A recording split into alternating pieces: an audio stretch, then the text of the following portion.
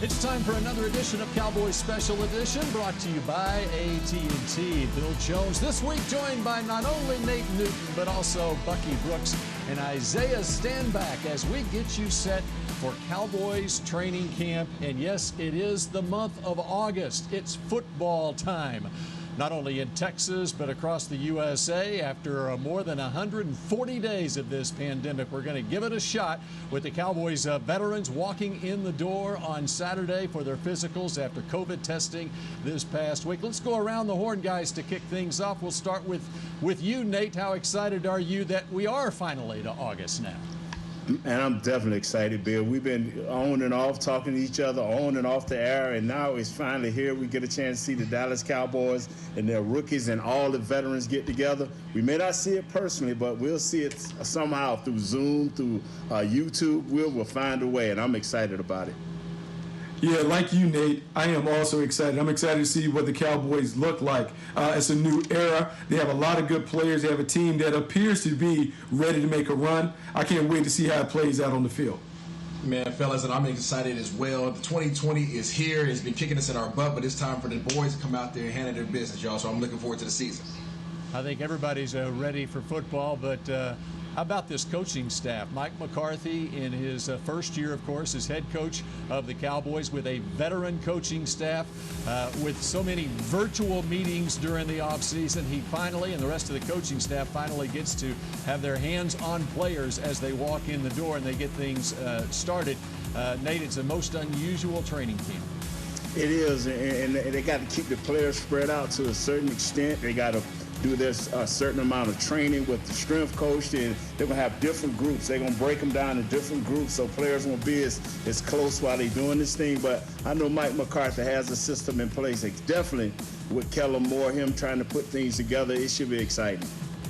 Yeah, Nate, it really should be exciting. I think the challenge will be, how does Mike McCarthy create his culture, set the standard, get the practices to the tempo that he desires, while getting around the players for the first time. He and Mike Nolan, the defensive coordinator, have a lot of work ahead to kind of get all the players to kind of understand what the new expectations are. And so it'll be a challenge over this preseason, without preseason games, to get some of those things accomplished before they kick it off when the regular season starts.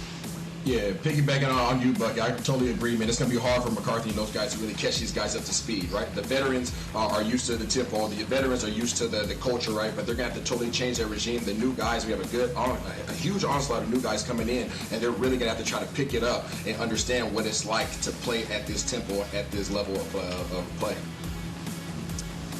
You know, you look, Bucky, at the safety protocols that the league has in place, and really you look around the league, and there's a lot of veteran players who have decided to opt out for personal reasons, for health reasons. How difficult of a decision do you think it is for some of these veteran players deciding whether or not to risk it or not?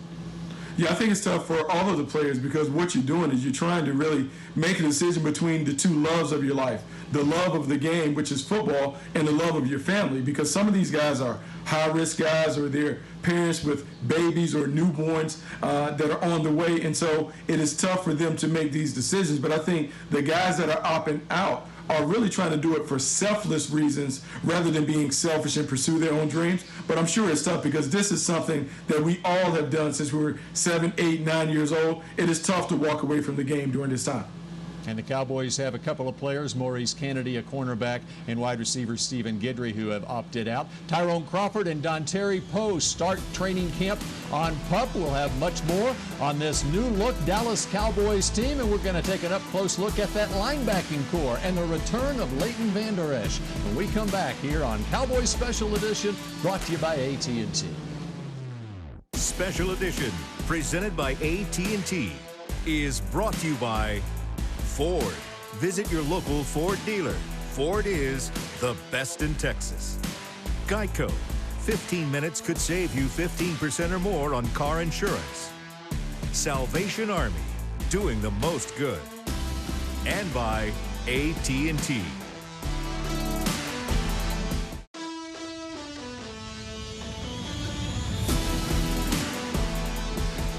This segment is brought to you by the Texas Lottery. Play the new Sevens scratch tickets from the Texas Lottery. With top prizes up to $977,000. There's a Sevens scratch ticket for everyone. So play today. Cowboys Special Edition brought to you by AT&T continues now. Bill Jones along with Nate Newton, Bucky Brooks, and Isaiah Standback as Cowboys training camp is getting underway at the Star in Frisco. No trip to Oxnard, California, of course, this year. It's all at the Star in Frisco. And time now for our position group breakdown brought to you by Auto Nation. And we're going to take a look at the linebacking core. Rated by the experts around the country as one of the best linebacking cores in all of football. And how about, Nate, we start with Leighton Vander Esch. He was started 9 games last year, had the neck injury, had surgery. He said he was as good as new when the offseason would have started back in April. I can only imagine what he's like now, and he's got to be itching to get started at this camp. Yes, we know he's roaring to get back, but, it's still a few things that they have to go through. That's the physical part of it. When they do be able to bang in practice, he's going to have to show the coaches that his neck is all right by sticking his head in there and making the proper tackles at the proper time, because that's kind of what fell off when his neck became injured. He was not as good a tackler as he was the year before. So we'll see if he's healed once the banging starts. Yeah, man, it's funny you talk about LBE because he's a dynamic player. We got a taste of it in 2018 when we had a chance to see him make those plays. He's a unique athlete, being 6'4", 245 pounds, being able to make the sideline-to-sideline plays that he's made. If he is healthy, man, he teams with Jalen Smith to give them a dynamic linebacker core, one that could be possibly the best in the National Football League. Yeah, Buck, I think these guys are set up to have the best linebacking core in the league if these guys are all healthy, right? And we talk about the Wolf himself, Mr. Vander Esch. I think that if he is healthy, that boy he's a GOAT, right? He's a goon. He's going to go after the ball. He's aggressive. He's going to stick his head in there. But to Nate's point, right, when you have an injury, especially an injury as substantial as he had with his neck, we're going to have to see where his instincts are at, right? When you go out there and you start banging and in practice becomes live, we actually have to hit somebody. We're going to see exactly how healed he is, not only physically but mentally. And how about Jalen Smith and his progress? Of course, everyone knows his story from the gruesome injury he suffered at Notre Dame, and his battle back now has a long-term contract. I think, Nate, it's going to be interesting to see in this new defense, Mike Nolan's defense, Scott McCurley, the linebackers coach, how he's going to be used by the Cowboys. Yeah, man, Jalen, once he find out what Coach Nolan needs for him to do and his responsibilities, man, he need to be more consistent like he was in 2018. And if we can see that player, there will be a dynamic duo with him and Vander Esch together. It's funny you bring up 2018 because I think that's when the league really took notice of the Cowboys linebacker core. LVE and Jalen Smith dominating as sideline-to-sideline playmakers. I want to see what Mike Nolan does with both of those guys, because if he unleashes them, it could be a problem for opponents around the league. Yeah, Bucky, to your point, we already know these guys like to run around. They're young, they're hungry, they're aggressive, and if Mike Nolan can get creative and free these guys up with those front four, right? That's why we brought in all those linemen. We got those guys up front that are able to stop the linemen and allow those guys to run free. It's going to be a problem. And let's not forget about one Sean Lee. He just turned 34 last week, coming back for his 11th season in the league, and really showed some signs of the old Sean Lee when he got the opportunity after Vander Esch went down with the injury the second half of the year last year. I think the Cowboys are pretty set at this linebacker position. Also have a veteran, Joe Thomas, in reserve. Some good depth as well. All right, we continue here on Cowboys Special Edition, brought to you by AT&T, as we'll be joined by Stephen Jones when we come back. The challenges of dealing with COVID-19. This segment was brought to you by the Texas Lottery. Play the new Sevens scratch tickets from the Texas Lottery. With top prizes up to $977,000. There's a Sevens scratch ticket for everyone. So play today.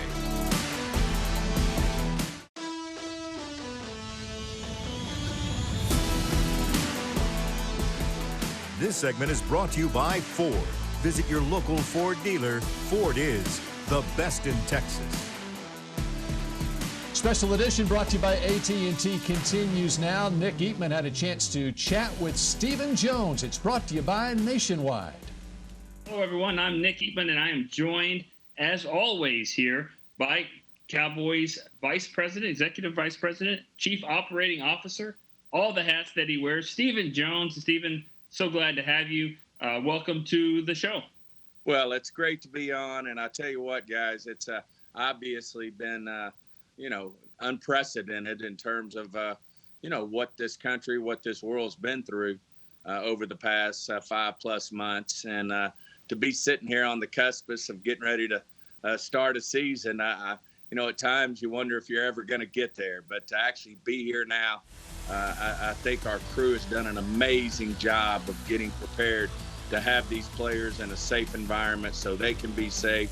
We know we're going to have challenges along the way, just as we have getting to this point. But we feel really good about all the processes that we put in place to keep our players safe. That's first and foremost for us. But at the same time, we're also excited about this football team, excited about this season. I know our fans are looking forward to it. It's certainly not going to be normal. We've accepted that. It's going to maybe take some time for our fans to accept it. But at the same time, I think they're going to see, as usual, what the NFL puts out is a great product, great games, and we're certainly looking forward to it. You've done this for so long. I named all the titles that you have. You don't get in that position if you haven't done it for so long. And we always say, well, I've seen it all. This year is one of those years where you haven't. You probably said, I don't know, more than you've ever had to. How challenging is that of just going forward, and everything? It seems like things change by the hour sometimes. Well, we welcome challenges. I think we've done it every step of the way here. With Commissioner Goodell's leadership, he pushed forward with free agency. I thought we had a great free agency period. We pushed forward with the draft. I think we had, as Dallas Cowboys, one of the best drafts we've ever had, certainly with C.D. Lamb leading the way. And then, of course, I think Coach McCarthy, our organization, from top to bottom, has embraced that we're going to move forward with our season. And we're certainly have started, as we said, welcoming our players here. They've had a great start. I think we've had one player with a positive test for COVID-19. We certainly respectfully have had 2 players who've opted out to play this year. And we're ready to move forward. And I think our veteran players have a few more tests before they can start the strength and conditioning part of this. We're certainly getting to meet with our players, which fires us up, meet with them in person in a social distancing way so that we're keeping our staff, our players, our support staff safe. And we just feel good about where we're headed. Certainly in weeks to come, we're going to start to ramp up and then ultimately get these guys in pads. Does your evaluation process change at all with younger guys? Usually you say, man, I can't wait to get them on the field and let them play a preseason game like a Luke Gifford did last year and really shine until he got hurt. That not is the case anymore. So does it change with how you evaluate? Do you go back to college tape more? Well, we certainly have gone back and looked at some college tape. I walked in Will's office there at the start of this week, and he was actually reviewing these guys as we look. We'll have probably an earlier cut down than normal to 80. And these guys are just going to have to show on the field. Certainly every team is having to do the same thing. You're not going to get the looks and the feel for these guys like they would if they were playing in preseason games. But at the same time, we're going to get to see these guys in action, in pads, and see what they could do. And we could certainly see that in a guy like Luke Gifford, not only in games, but also in practice. So I feel like at the end of the day, between Will McClay and our scouting staff, between Coach McCarthy and our coaching staff, that we're going to pick the right guys to be on the football team this year. Our thanks to Nick and Steven. And up next here on Cowboys Special Edition, we take an up-close look at the Dallas defensive backs. Some rookies enter the mix. This segment was brought to you by Ford. Visit your local Ford dealer. Ford is the best in Texas.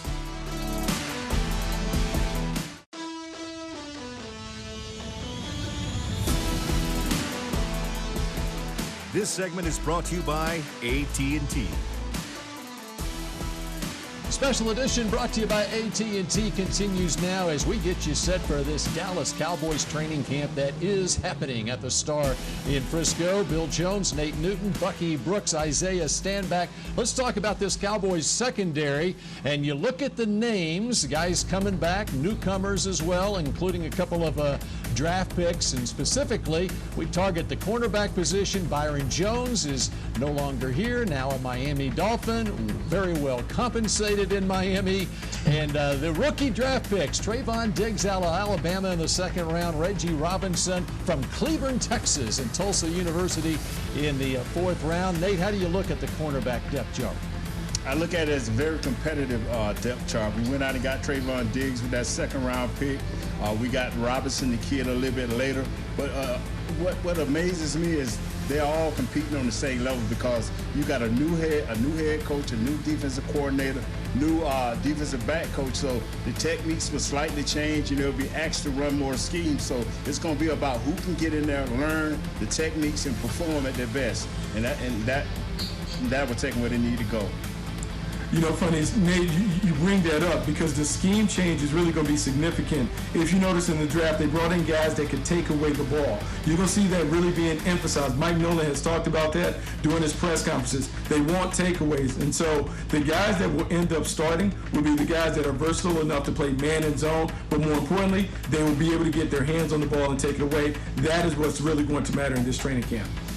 Bucky, you took one of my words away. Versatility. There's going to be versatility and aggression, man. That's what you're going to see. Obviously, with Al Harris now being the DB coach, and obviously you have Mike Nolan. That's obviously that he's aggressive as a coach, right? It's just in nature. So if you got guys that are going to be able to come in and learn the system, be aggressive, and be versatile, that's where you're going to see a lot of competition going on, as Nate attested to. And it's going to be very interesting. It's going to be something to keep an eye on during training camp.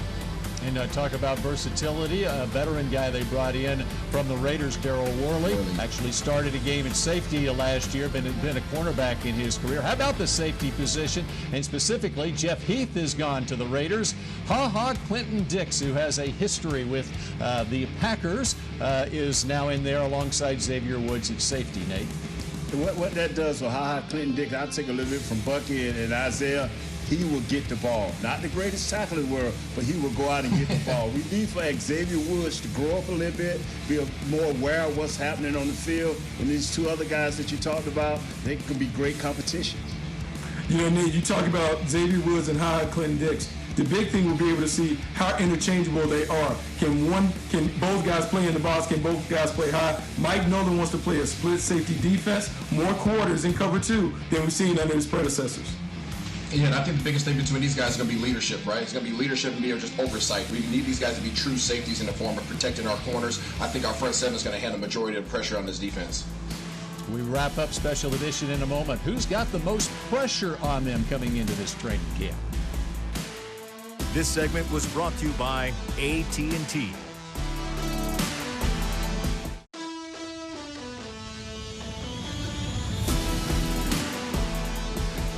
Special Edition, presented by AT&T, was brought to you by Ford.